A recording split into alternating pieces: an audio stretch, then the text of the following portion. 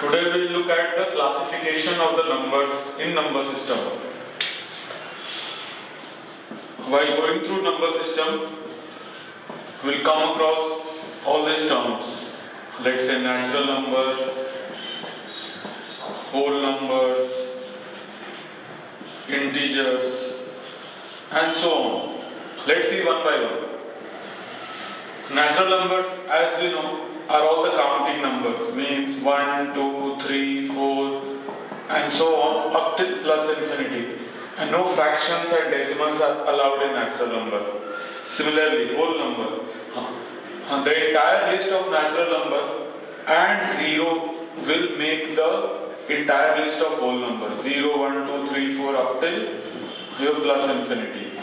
Coming to integer, all the numbers from minus infinity to plus infinity will form your integers, and again no decimals and fractions are allowed, means 0, 1, 2, 3 and minus 1, minus 2 and so on. And 1 से लेकर plus infinity will be your set of positive integers. फिर minus 1 से minus infinity will be your set of आपको negative integers, and 0 से लेकर plus infinity will be your आपको set of non negative integer. Just be careful about this that 0 is neither a positive integer nor a negative integer. वो इसको अलग से ही bracket में रखेंगे जो कि नॉन नेगेटिव इंटीजर होगा.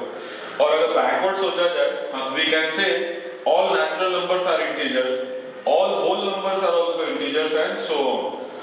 लेट्स से और देखते हैं. Come to rational numbers.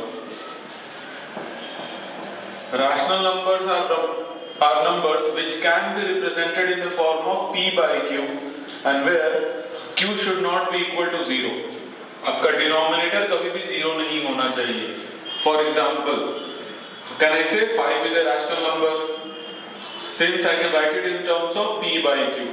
आप 5 को 5 by 1 लिख सकते हो. Similarly, minus 2 is also a rational number. Since I can write it as minus 2 by 1. 0 is also a rational number. Since I can write it as 0 by 1 and so on. 1.5 is also a rational number. Since I can write it as 15 by 10. 2.25 is also a rational number. I can write it as 225 upon 100 and so on. हाँ, तो ये सारे ही rational number बनेंगे. अभी फिर से सोचना चालू किया जाए, हाँ, तो वी कैन से कि जो नेचुरल नंबर होगा वो रैशनल नंबर होगा, क्योंकि 5 मेरा नेचुरल नंबर था लेकिन वो रैशनल नंबर भी है. हाँ, जो इंटीजर्स होगा मतलब कि जो नेगेटिव वाला पार्ट था वो भी रैशनल नंबर बनेगा. ये होल नंबर के अब ब्रैकेट में आता था, आपको ये भी रैशनल नंबर है और अलग से डेसिमल्स भी आते हैं. हाँ, तो डेसिमल्स वाला पार्ट देखते हैं. डेसिमल्स के बेसिकली आपको दो पार्ट है. Your first part is terminating decimals and second part is non terminating decimal.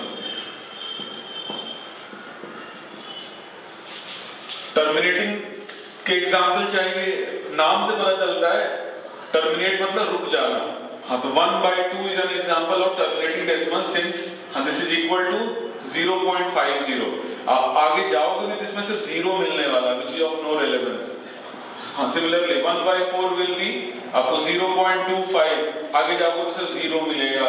फिर let's say अगर बोलूं 1/8 बोलूं तो 0.125 and so on.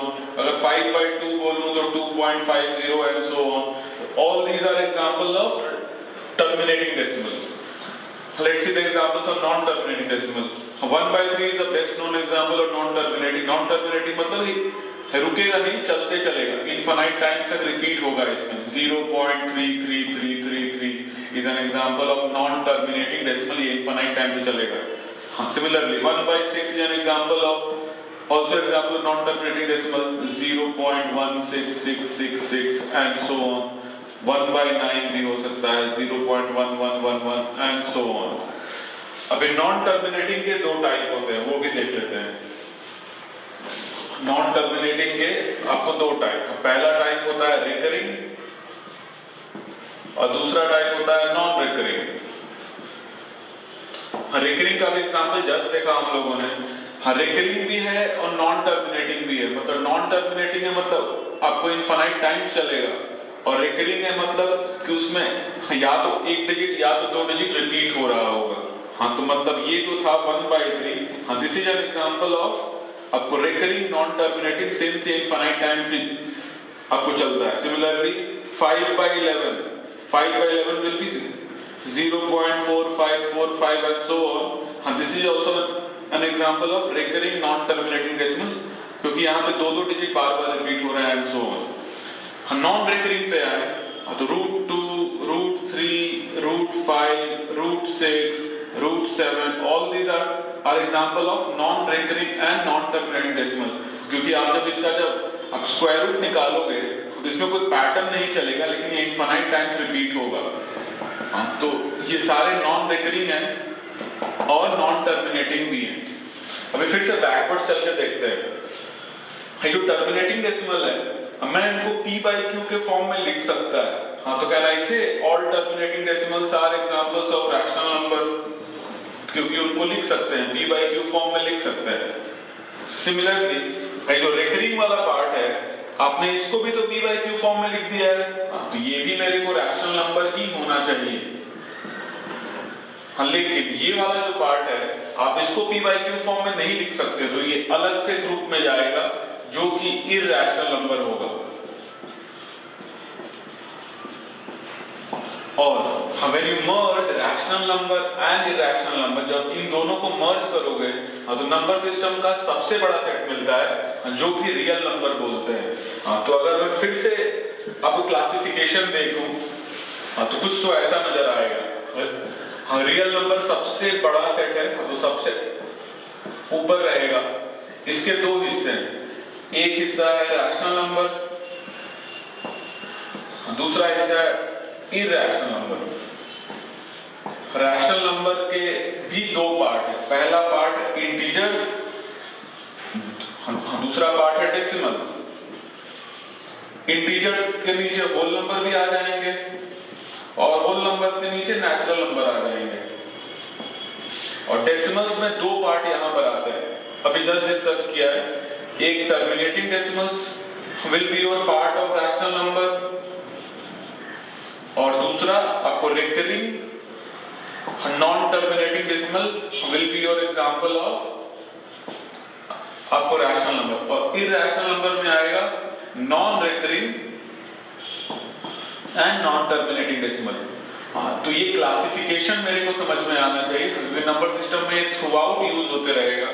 तो we should understand this hierarchy वाला पार्ट कि ये ऊपर से नीचे कैसे जा रहा है, और यहां से भी समझ में आना चाहिए कि सारा नेचुरल नंबर होल नंबर होगा, सारा नेचुरल नंबर इंटीजर भी होगा, सारा नेचुरल नंबर रैशनल नंबर भी होगा, और सारा नेचुरल नंबर मेरे को रियल नंबर भी होगा एंड सो ऑन। हाँ, तो नीचे से भी आना चाहिए आपको समझ में और ऊपर से भी आना चाहिए। हाँ, this forms your entire classification part.